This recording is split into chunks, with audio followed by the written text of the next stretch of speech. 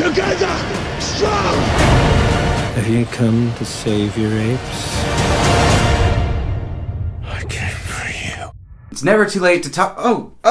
I'm wearing a blue shirt. Should not be wearing a blue shirt with this blue backdrop. I don't care. It's never too late to talk about a good movie. Sorry for the late review. Let's get into it. War for the Planet of the Apes is directed by Matt Reeves, who also directed Dawn of the Planet of the Apes, and again stars Andy Serkis as Caesar, who is on a revenge path, while at the same time he is now also faced with a new enemy named the Colonel, who's played by Woody Harrelson, who is a commander of an army just meant only to take out the apes. That's all their goal is. Clear out the apes, save humanity, one last shot at saving this planet from being a planet of apes. In 2014, Dawn of the Planet of the Apes was by far my favorite film. Rise of the Planet of the Apes was incredibly well done, and so I was really looking forward to seeing War for the Planet of the Apes, because it seems like it might end up making this one of the best trilogies ever put to screen. First thing that you might notice when watching this movie, it's not necessarily a war film that they make it out to be. Yes, the opening scene is definitely reminiscent of things like Apocalypse Now. It does have some war vibes to it, but really this is a smaller scale story surrounding Caesar and the Colonel and that path of revenge that I'd spoken about before. And Andy Serkis once again delivers one of the best performances of the year as Caesar. It is incredible thinking that it's a motion capture performance. Everything you're seeing on the screen is digital, and it's still a person giving that performance. I've said it once, but I'll say it again. Andy Serkis deserves to be nominated for an Oscar for the Planet of the Apes trilogy. Even if it ends up being something later down the road as like a tribute to it, if they don't end up doing it this year, which they'd be crazy if they didn't, but if they don't, I still want something to recognize how talented and how magnificent his character is and how connected you get to an ape. Did anybody think before Rise of the Planet of the Apes that you would be connected and emotionally invested so much into a character like Caesar? Let's talk about Woody Harrelson's character, the Colonel. The Colonel is an evil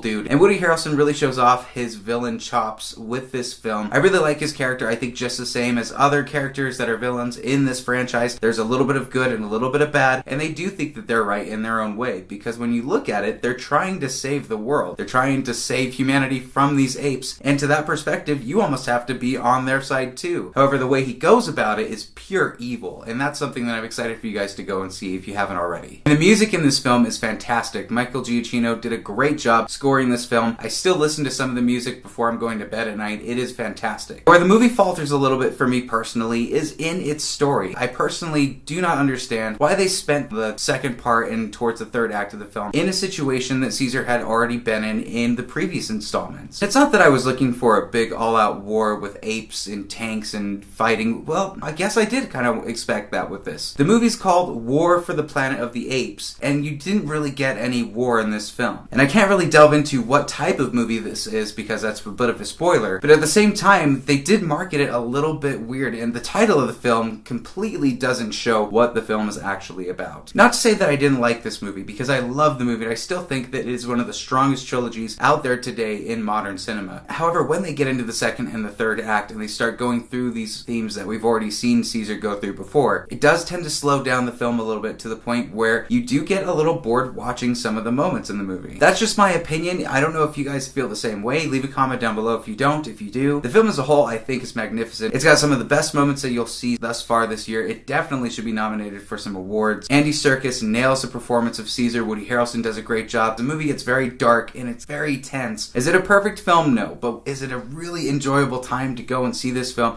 Absolutely. I would recommend this to anybody who loves the Planet of the Apes franchise. And if you haven't, get into Rise of the Planet of the Apes, watch Dawn of the Planet of the Apes, and go check this movie out for yourself. I'm going to give War for the Planet of the Apes an 8 out of 10. So guys, tell me what you thought about War for the Planet of the Apes. Whatever you thought, leave a comment down below. Tell me what you think. Thank you again as always for watching. Make sure to check out my other reviews, and I will see you at the next review.